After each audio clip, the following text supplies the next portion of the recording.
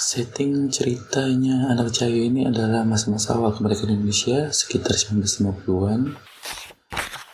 Komentar kalian tentang Terelie? Baik-baik aja. Steven? Ya sama, dan penulis yang produktif. Akhir-akhir ini gue lagi sering baca buku kiri. Jadi karena sedikit penasaran aja, kenapa sih kemarin kan beberapa buku tuh banyak dimusnahin, banyak dihancurin. Menceritakan tentang guru yang anaknya dibunuh oleh dua muridnya sendiri. Nah, guru tersebut tahu siapa pelakunya dan menyiapkan suatu rencana balas dendam yang tidak pernah saya pikirkan sebelumnya.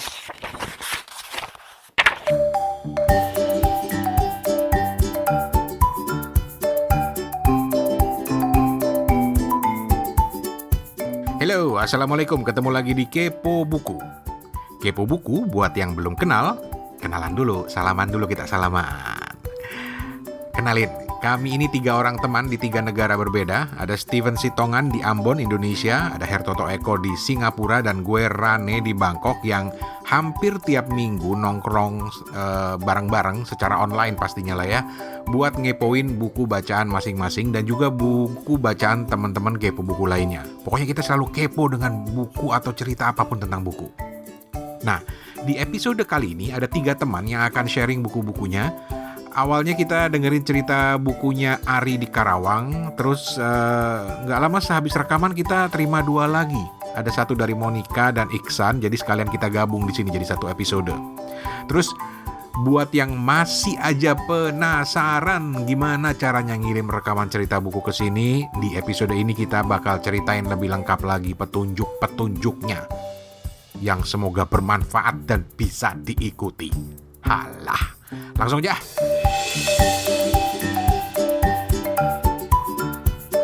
Sekarang ada buku kiriman seorang teman, kita bacain aja pesennya ya. Ini menarik sebenarnya buku ini nih, dan sebetulnya dari zaman Opat masih bersama kita dulu, udah pengen banget gue bahas nih. Nih, assalamualaikum. Perkenalkan, nama saya Ari dari Karawang, pendengar podcast Kepo Buku, walaupun sempat terlewat beberapa episode di akhir tahun 2019, namun sekarang sudah mulai kembali mendengarkan dengan setia. Tenang, di akhir 2019 kita juga banyak kosongnya kok. Jangan khawatir. Jangan khawatir, nggak kehilangan banyak. Podcast Kepo Buku adalah podcast tempat membuka wawasan baru mengenai dunia buku. Begitu ya. Dari Kepo Buku, saya sendiri paling tidak tahu sedikit soal penerbitan penulisan dan buku-buku yang tidak pernah masuk ke radar saya. Nah, di episode bacaan pertama tahun 2020, oh ini dia ada kaitannya dengan bacaan pertama 2020 ya. Ada obrolan sedikit tentang buku anak. Jadi kebetulan 2 buku pertama saya di awal tahun ini adalah 2 buku dari serial Anak Nusantara, karyanya Darwis Terelie. Oke. Nama yang selalu penuh dengan... Ntar deh kita bahas deh. Saya mencoba untuk membuat rekaman suara untuk pertama kali untuk mereview 2 buku ini. Dibilang kalau kualitasnya tidak bagus, mohon nggak usah diupload katanya.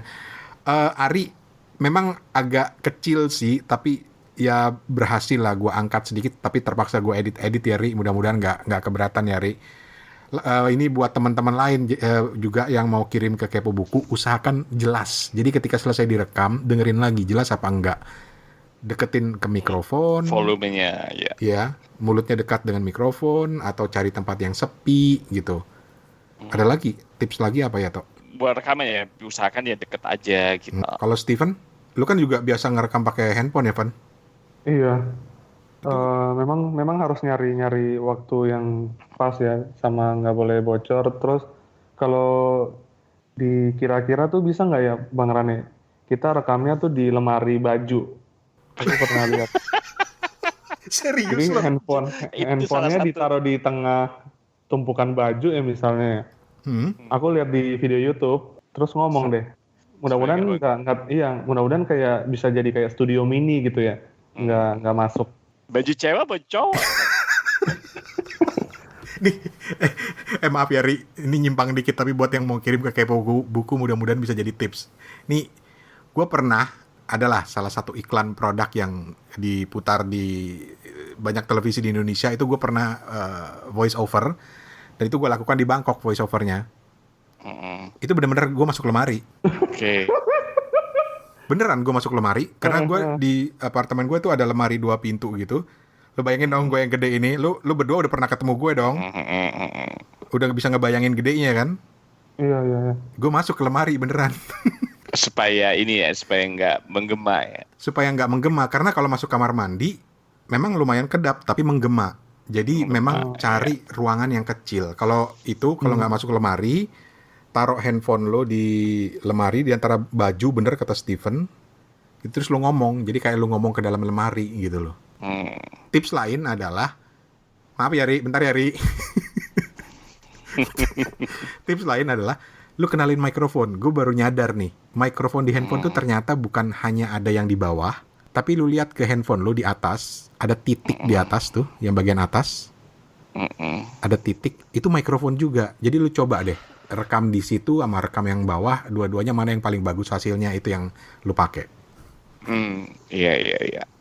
Oke. Balik ke Ari, maaf ya Ri. Dia bilang, saya bisa memberikan tambahan materi kepo buku. Enggak, dibilang, kalau kualitasnya nggak bagus, mohon tidak diupload. Bisa diupload, tapi ya nggak semua ya, karena memang agak noise-nya gede. Tapi paling tidak, saya bisa memberikan tambahan materi kepo buku ketika membahas buku anak-anak. Karena menurut saya, 4 buku awal dari 6 buku serial Anak Nusantara ini adalah buku-buku bagus, baik dari isi dan penceritaan, gitu. So, ada 2 buku. Yang pertama itu judulnya Si Anak Cahaya, dari Terelie. Kemudian yang kedua itu judulnya... kagak kebuka lagi email gue. Beko. Woi. Oh, Si Anak Badai. Jadi yang pertama Si Anak Cahaya, yang kedua Si Anak Badai. Kita dengerin ya. Setting ceritanya Anak Cahaya ini adalah masa-masa awal kemerdekaan Indonesia sekitar 1950-an. Cerita di awal ini mengisahkan tentang keperasan anak kecil, terus nantinya menunjukkan dengan kisah anak-anak di sekolah berbalut dengan pertemanan sejati, kisah tentang harimau, praktik dukun, musyawarah, terus usaha berdikari, dan ditutup dengan kisah masa lalu yang kembali hadir, berbalut dengan kisah kelam revolusi negara ini pada masa pergolakan di awal-awal kemerdekaan negeri. Sayangnya buku ini kan seharusnya sebagai penutup 4 buku sebelumnya, tapi serasa tidak mendapatkan feeling yang sama ketika saya membacakan 4 buku sebelumnya. Mungkin ada beberapa alasan. Yang pertama, jeda panjang sekitar 6 tahun antara buku ini dengan 4 buku sebelumnya, sehingga ikatannya longgar. Yang kedua, setting waktunya yang jauh dari masa kita sekarang. Terus yang ketiga, Terelie tidak sendirian lagi menulis ini. Jadi narasi yang dibangun dan deskripsi yang biasanya disampaikan secara kuat itu tidak terlihat di buku ini. Buku yang kedua, Anak Badai, settingnya adalah kehidupan anak-anak di pinggir sungai, terus diisi dengan pelajaran tentang tanggung jawab, persahabatan anak-anak, ditutup dengan kisah kepahlawanan melawan tirani. Tidak ada yang lebih heroik selain kisah anak-anak melawan orang dewasa yang jahat. Sebagaimana saya dulu membaca Lima Sekawan, Pasukan Mau Tahu, Sabta Siaga, karangan Enid Blyton. Namun, lagi-lagi buku ini menurut saya banyak kekurangannya, termasuk yang rendah dari narasi cerita, sehingga nilai saya untuk orang yang mengikuti karya Terelie dari awal ini seakan-akan kurang dapat nilai C lah. Itu dia Terelie ini banyak juga nulis buat segmen anak sih sebenarnya. Nah, sekarang yang gue pengen tanya dari kalian berdua, makasih ya Mas Ari ya di Karawang ya. Makasih Mas Ari. Terima kasih. Sekarang gue mau tanya kalian berdua, komentar kalian tentang Terelie. Baik-baik aja. Steven? Ya sama, dan penulis yang penulis yang produktif. Hmm. Karena gini, karena di kalangan penulis sendiri dan di kalangan pembaca, nama Terelia ini kadang-kadang buat gue ya terlalu dibikin ribet dengan hal-hal yang tidak terkait dengan tulisan dia, dengan karya dia, gitu. Tapi buat gue nggak adil ketika kita tidak memberikan kesempatan untuk juga membaca bukunya, gitu loh. Nggak tahu lah kalau ada yang nggak setuju. Kalau gue cuma komentar gini aja ya. Kalau gue cuma komentar dari gaya penulisan ya. Gaya penulisan Terelia itu bukan gaya penulisan yang menjadi favorit gue. Kalau jujur aja kalau gue ngomong Sebab agak kaku kali ya menurut gue ya. Gimana ya? Kalau Andrea Hirata tuh kan mengalir gitu ya. Kalaupun gue baca novel yang agak serius seperti novelnya Mbak Leila, itu juga enak aja gitu dibaca gitu. Kalau gue ya, tapi ini masalah selera ya, nothing wrong with that gitu ya. Kalau baca novelnya siapa lagi, Ayu Tami walaupun susah, atau Mas Eka gitu ya, gue masih bisa ngikut. Tapi kalau Terelie, ceritanya bagus, insight-nya bagus menurut gue, cuman gaya bahasanya aja gue nggak begitu. Jadi gue lebih cepat, mungkin ya gue lebih cepat lelah dan bosan ketika membacanya gitu. Oh, oke. Udah maksud gue ya, lebih cepat lelah dan bosan ketika membacanya. Sedangkan kalau Andrea Hirata, dengan kejenakaannya, lu lebih mengikat gitu. Mengikat bukan dalam artian akhirnya lu kan ada beberapa orang yang juga memotongnya bagus di tiap bab gitu ya, sehingga lu akan menjadi terus nggak. Kalau Andrea Hirata itu lebih ke arah yang lu lucu aja gitu, jadi bacanya lu tuh nggak lelah gitu, seperti seakan-akan lu tuh ada di sana gitu. Budeng ya maksud gue, ada di sana dan lu merasa bahwa lu ada di scene itu kalau menurut gue. Begitu juga ketika gue baca novelnya Mbak Leila misalnya kayak gitu, atau Ayu Tami, atau yang absurd sekalipun gitu novelnya Mas Eka gitu kan, kadang gitu ya, surrealis gitu ya. Surrealis bener gak sih bahasanya? Surrealis itu apa tuh? Ini nggak tahu, gue juga lupa. Tolong episode pertama dibuka lagi. Oke. Ya seperti itu. Gue lebih betah karena lu merasa berada di dalam ceritanya gitu ya, seakan-akan lu melihat itu kejadian di depan mata lu. Sementara kalau novelnya Tere, gue jujur aja nggak begitu suka dengan gayanya. Itu aja sih, gaya bahasa yang digunakan, bukan masalah plotnya gue suka, tapi bukan dengan gaya bahasanya gitu aja. Kalau gue ya. Oke. Kalau Steven udah pernah baca Terelie? Oh, udah. Yang novel Negeri Para Bedebah, novel thriller yang bagus menurut aku. Kesan lu gimana? Jempolan. Kalau Toto kan tadi nggak suka gaya bahasanya. Kalau kita lihat ya, ini seorang pengarang yang begitu produktif ya, punya banyak genre, punya banyak pangsa pasar juga mungkin ya. Nah, ibaratnya selera kan bertumbuh gitu ya. Mungkin Bang Terelie ini juga punya pangsa pasar tersendiri gitu. Jadi untuk memuaskan pembaca advance semisal Mas Toto juga, dia akan cukup kesulitan dalam tanda kutip gitu ya.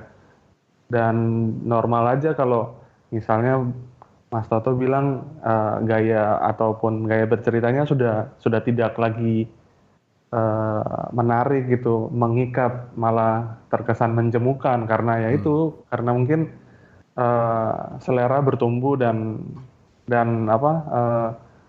keahlian dia untuk terus mengikat pembaca ini kan juga mungkin ya nggak bisa dibilang seadanya ya, tapi ya tergantung pembaca gitu. Anak gua banyak baca bukunya Terelia, termasuk 2 buku ini yang diceritain sama Mas Ari tadi. Dan ya, gue nggak pernah tertarik untuk membaca lebih jauh sih. Tapi ya, gue sama istri gue tuh selalu, setiap kali anak gue beli buku tuh gue coba baca dulu, pengen tahu dulu gitu loh. Nah, satu hal yang gue kagumi dari Terelia ini adalah plotting ceritanya. Iya. Itu risetnya luar biasa.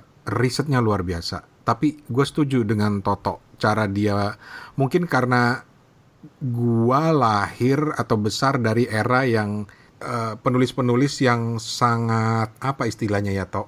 Gila, kalau nulis tuh benar-benar bisa tergambar di kepala gitu loh. Nah itu dia, lebih deskriptif. Gitu ya, lebih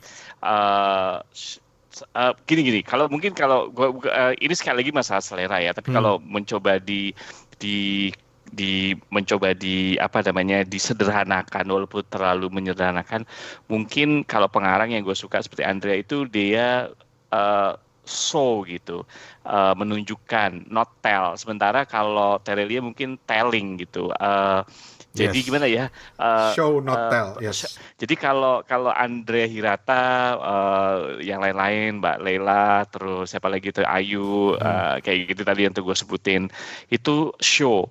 Jadi dia not telling. Sementara kalau Tere mungkin menurut gue ya telling gitu. Tapi itu masalah selera ya. Gue nggak mengatakan ya nggak nothing wrong with that. Gitu. Cuman menurut gue, gue sendiri tetap berusaha membaca novel-novel dia karena insight-nya seperti yang lo bilang, plotnya dan insight-nya sebenarnya pesannya bagus gitu. Head-on. Ada gitu ya. Cuman mungkin ya lo harus dengan ya karena gaya bahasanya seperti itu ya lo harus sebagai pembaca kalau lo emang pengen dapet insight-nya kadang-kadang ya memang lo harus berbosan-bosan ria mengikutinya gitu untuk mendapatkan sesuatu gitu. Bisa jadi. Ya. Gitu. Kenapa gua cerita seperti ini karena Terelia ini sosok yang kontroversial lah di luar penulisan dia. Tulisan-tulisan dia di Facebook bahkan sempat dicabut sama Facebook sendiri. Tapi buat gue kita harus bisa memisahkan antara dia sebagai dia dengan tulisan dia gitu. Ini hanya pendapat gue dan terbuktikan bahwa Steven, Toto dan gue aja ada perbedaan dalam memandang karya-karyanya Terelia gitu. Jadi ya Mas Ari di Sumedang terima kasih banyak. Kalau ada buku-buku lain mau dong cerita.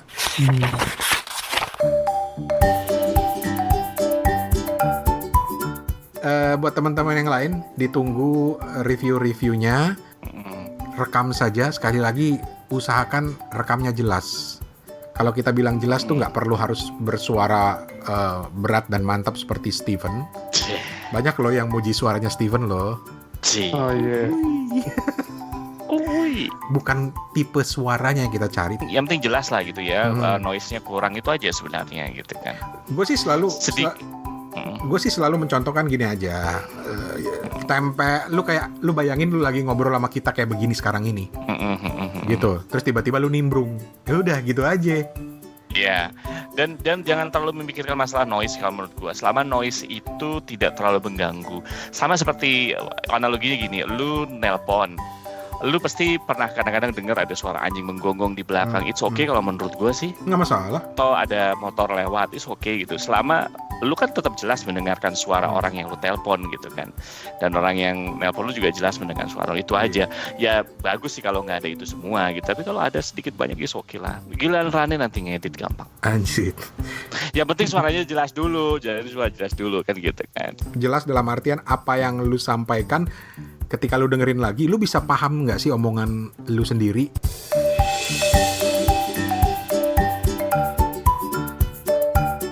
Nah, masih mikir juga mau ngirim rekaman atau enggak ya? Atau masih banyak banget yang dipikirin? Alah, ngapain mikir?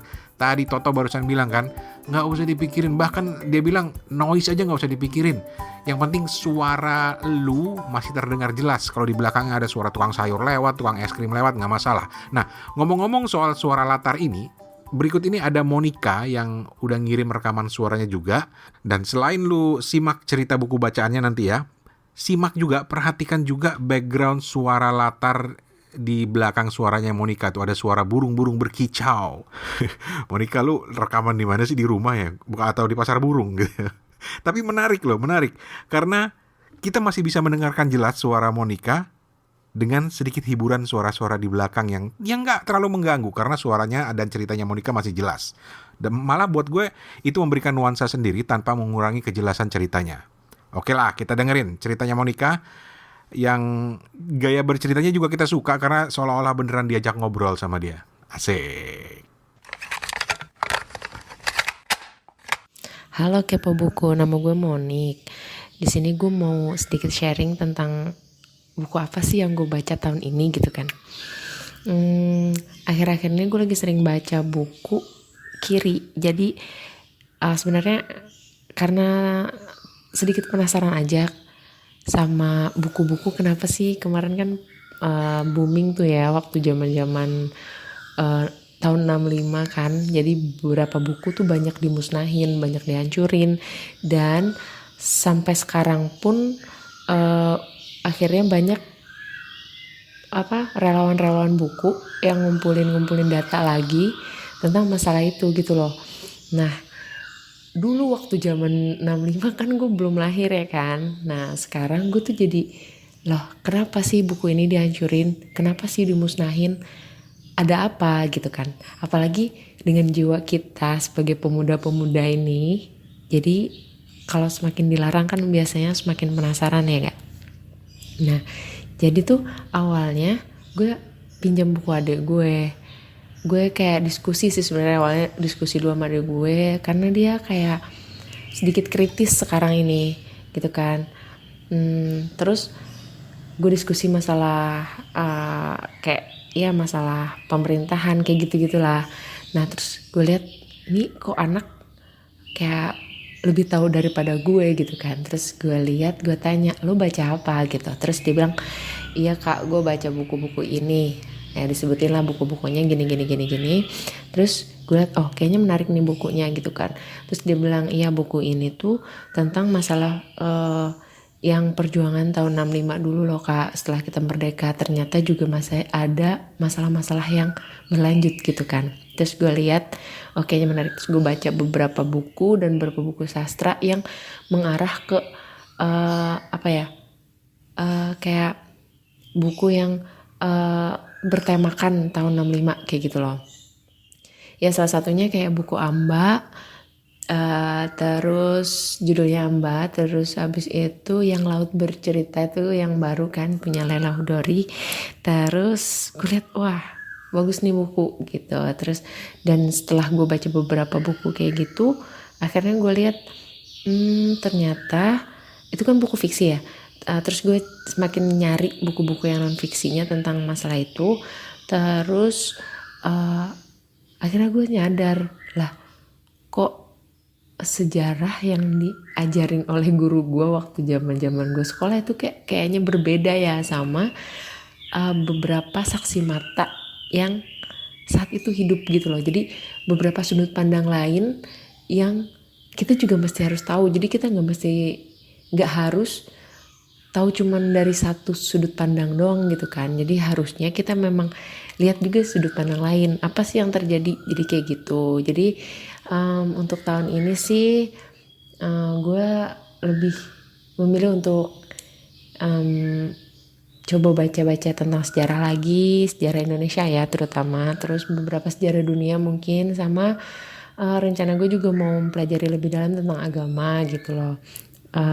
Ya udah itu aja sih untuk Kepo Buku. Terima kasih, dadah. Dadah Monica, thank you. Buku lainnya ditunggu ya, cerita-ceritanya ya.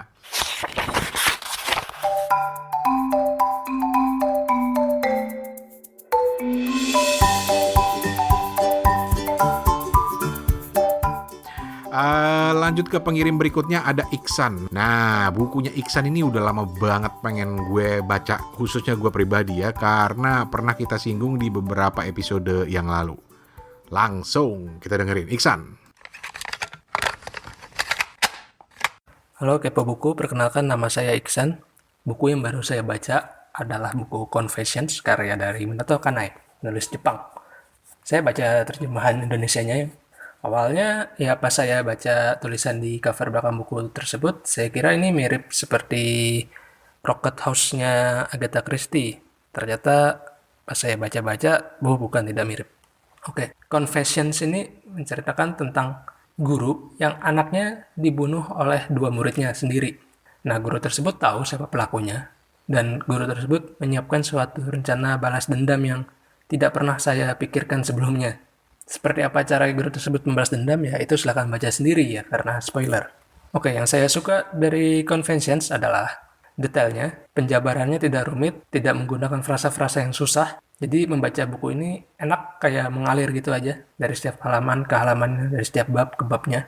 Dan juga ada penceritaan-penceritaan dari sudut pandang setiap karakter. Ini di situ kita akan tahu bagaimana latar belakang mereka, keseharian mereka, apa yang mereka lakukan sehari-hari di rumah segala macam, kita akan tahu hal tersebut. Nah, karena penceritaan tersebut ini membuat saya sedikit bersimpati ya pada setiap karakter yang ada. Sebenarnya saya tahu karakter-karakter tersebut sebenarnya salah semua. Yang mereka lakukan itu tidak baik, salah. Tapi karena saya tahu apa yang mereka alami, apa yang mereka rasakan, jadi ya kayak saya sedikit ada rasa iba gitu. Feel-nya mirip-mirip pas saya kayak nonton film Joker gitu. Lanjut ke apa yang saya kurang suka dari novel ini adalah saya rasa anak SMP di novel ini terlalu over genius kali ya bisa disebut. Kayak dia anak kelas 2 SMP, tapi dia bisa bikin suatu alat yang canggih yang mungkin anak sarjana aja belum tentu bisa bikin alat tersebut. Tapi ini anak SMP bisa. Itu menurut saya agak terlalu over genius. Terus ada satu anak murid ketua kelas yang awalnya dia keren gitu, heroik, mantap. Tapi pas menjelang akhir kok kayak dia berubah jadi berbeda gitu. Jadi ya ini personal aja sih, kayak kok bisa sih anak tersebut berubah gitu. Jadi kurang suka gitu. Ini personal subjektif. Terus plot twistnya menarik, tidak saya bayangkan, tapi saya rasa agak sedikit terlalu tiba-tiba atau sedikit dipaksakan aja ya. Kayak kurang menjabarkan gitu bagaimana caranya plotnya bisa seperti itu gitu, kayak kurang panjang. Atau saya nggak tahu lah seperti apa. Tapi ini secara subjektif personal aja ya. Jadi mohon dimaafkan kalau ada yang salah. Oke, tapi intinya ini buku misteri yang thriller psikologikal yang menarik ya. Yang kita akan terus dibayangi rasa-rasa ingin tahu kelanjutannya seperti apa, yang kalau tidak dihabiskan akan terus membuat penasaran. Jadi ya silakan baca, silakan persiapkan diri kalian untuk membaca buku ini. Baca dengan penuh tanggung jawab. Ya, sekian dari saya. Kalau ada salah mohon maaf. Bye.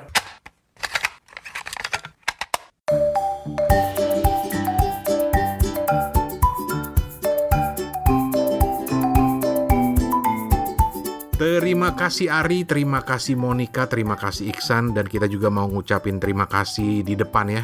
Mau kasih advance thank you buat yang mau ngirim rekaman ceritanya nanti ke Kepo Buku. Pasti banyak yang mau ngirim. Mungkin masih mikir-mikir, nggak usah mikir, langsung aja. Dan kalau memang kalian belum jelas cara ngirimnya, email aja kita di hoi@kepobuku.com, hoi@kepobuku.com, hoi@kepobuku.com, atau ke 087878505012 itu untuk WA. 087878505012. Bisa juga DM kita di Instagram @kepobuku atau langsung aja kirim ke alamat-alamat tadi. Pokoknya kita selalu seneng denger, kepoin cerita-cerita buku kalian. Jangan lupa kawan-kawan subscribe ke Kepo Buku dengan mencet subscribe atau follow di aplikasi podcast kalian, atau kalau males install macam-macam aplikasi lagi, apalagi aplikasi podcast banyak banget, langsung juga bisa main ke website kita yang super keren, kepobuku.com. Kenapa super keren? Karena lu bisa dengerin langsung di website itu. Langsung. Kalau nggak percaya itu keren, sok coba main ke kepobuku.com. Sombong kita mah. Ya, sombong banget kita. Sombong. Cuy. Dan kepobuku.com ini disponsori oleh... Belum ada. Ya tapi yang mau sponsorin ya boleh aja, kita nggak nolak, silakan. Silakan gitu. Ya wes, thank you Steven. Ya, sama-sama, thank you. Thank you Toto. Terima kasih. Kita ketemu lagi minggu depan ya kawan-kawan. Cilupa.